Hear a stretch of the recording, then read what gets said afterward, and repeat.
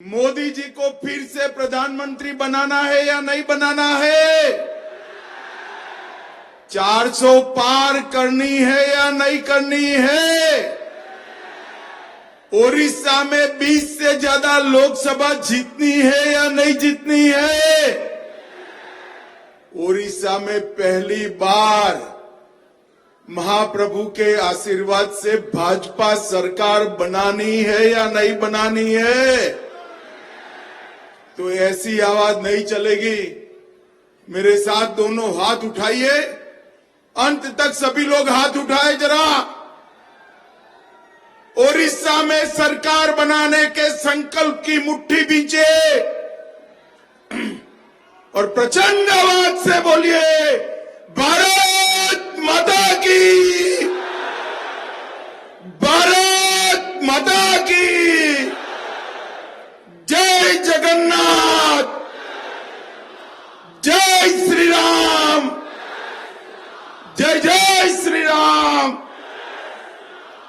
मंच पर बैठे हुए मेरे लोकसभा और विधानसभा के सारे प्रत्याशीगण,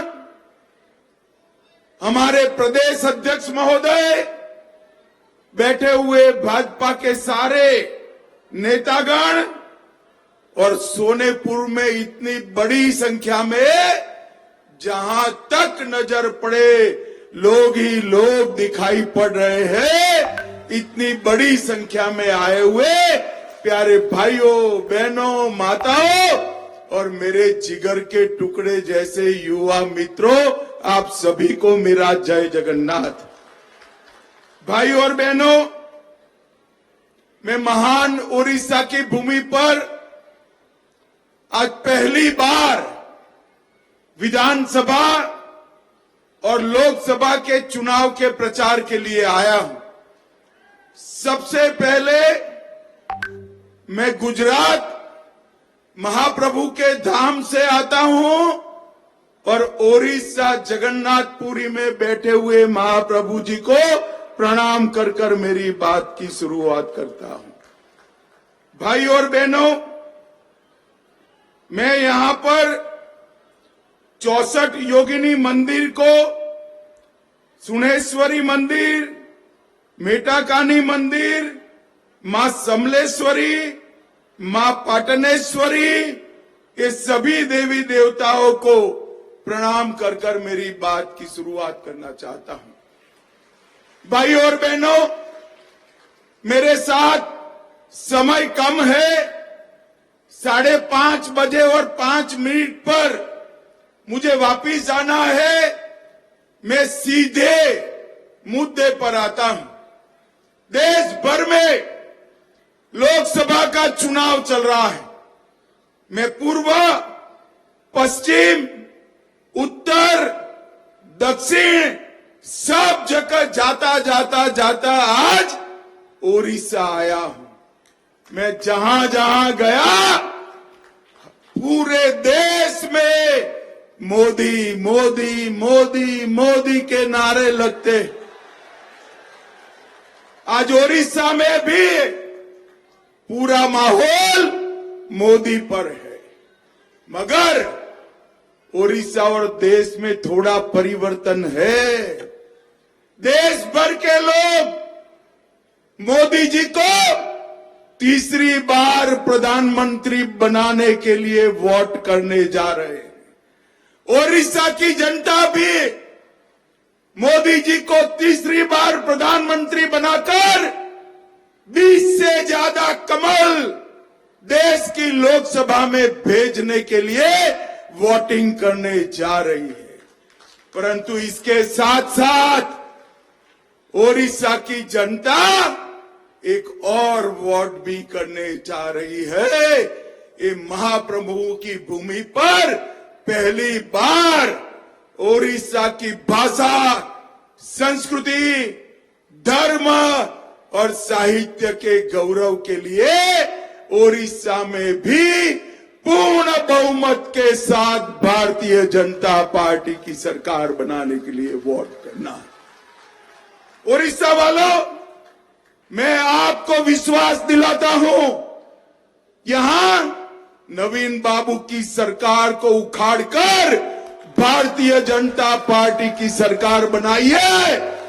मैं विश्वास दिलाता हूं ओडिशा से किसी को पलायन नहीं करना पड़ेगा, यहां से बाहर काम करने नहीं जाना पड़ेगा, बाहर से इंडस्ट्री ओडिशा में आए ऐसी व्यवस्था भारतीय जनता पार्टी करेगी।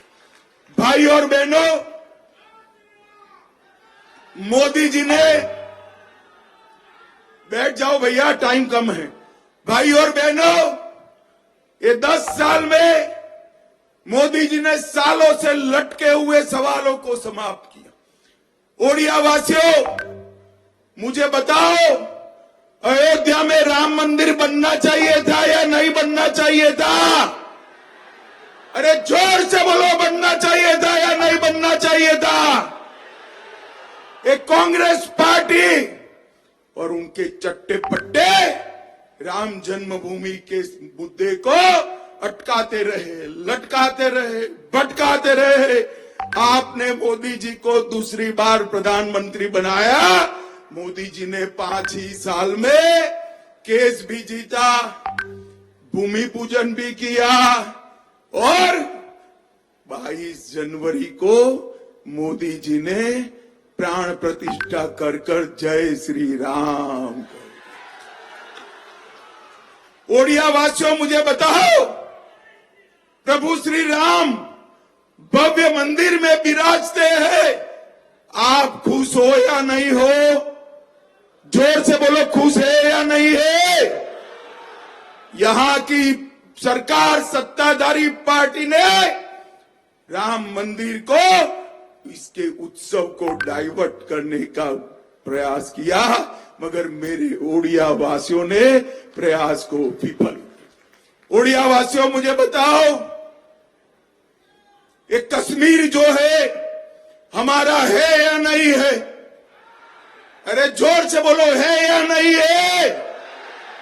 ये खड़गे जी कहते हैं राजस्थान और ओडिशा वालों को कश्मीर से क्या लेन देन है?